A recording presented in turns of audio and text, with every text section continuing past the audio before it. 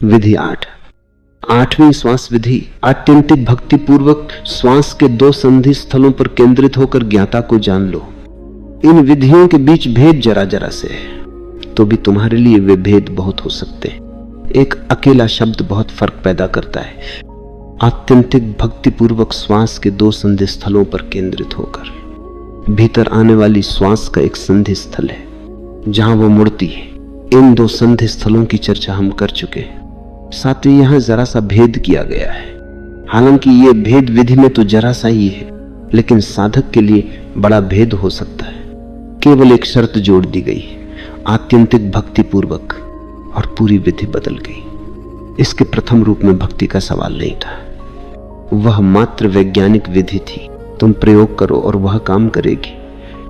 लेकिन लोग हैं जो ऐसी शुष्क वैज्ञानिक विधियों पर काम नहीं करेंगे, इसलिए जो हृदय की ओर झुके हैं, जो भक्ति के जगत के हैं, उनके लिए जरा सा भेद किया गया है। आत्यंतिक भक्ति पूर्वक श्वास के 2 संधि स्थलों पर केंद्रित होकर ज्ञाता को जान लो।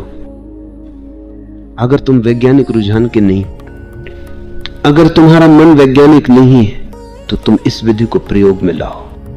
आत्यंतिक भक्ति पूर्वक प्रेम श्रद्धा के साथ श्वास के 2 संधि स्थलों पर केंद्रित होकर ज्ञाता को जान लो।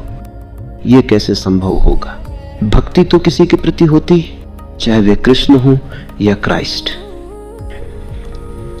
लेकिन तुम्हारे स्वयं के प्रति, श्वास के 2 संधि स्थलों के प्रति भक्ति कैसी होगी?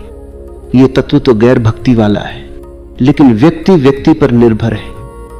तंत्र का कहना है कि शरीर मंदिर है, तुम्हारा शरीर परमात्मा का मंदिर है, उसका निवास स्थान है।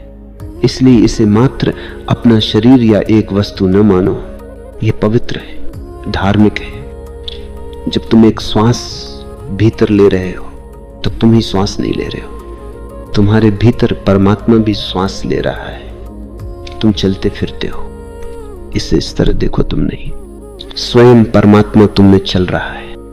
तब सब चीजें पूरी तरह भक्ति हो जाती। अनेक संतों के बारे में कहा जाता है कि वे अपने शरीर को प्रेम करते थे, वे उसके साथ ऐसा व्यवहार करते थे मानो वे शरीर उनकी प्रेमिकाओं के रहे हों। तुम भी अपने शरीर को ये व्यवहार दे सकते हो, उसके साथ यंत्रवत व्यवहार भी कर सकते हो। वह भी एक रुझान है, एक दृष्टि है। तुम इसे अपराधपूर्ण, पाप भरा और गंदा भी मान सकते हो, और इसे चमत्कार भी समझ सकते हो, परमात्मा का घर भी समझ सकते हो। ये तुम पर निर्भर है। यदि तुम अपने शरीर को मंदिर मान सको, तो ये विधि तुम्हारे काम आ सकती है। आत्यंतिक भक्ति पूर्वक इसका प्रयोग करो। जब तुम भोजन कर रहे हो, तब इसका प्रयोग करो। ये न सोचो कि तुम भोजन कर रहे हो, सोचो कि परमात्मा भोजन कर रहा है, और तब परिवर्तन को देखो। तुम वही चीज खा रहे हो, लेकिन तुरंत सब कुछ बदल जाता है। अब तुम परमात्मा को भोजन दे रहे हो, तुम स्नान कर रहे हो।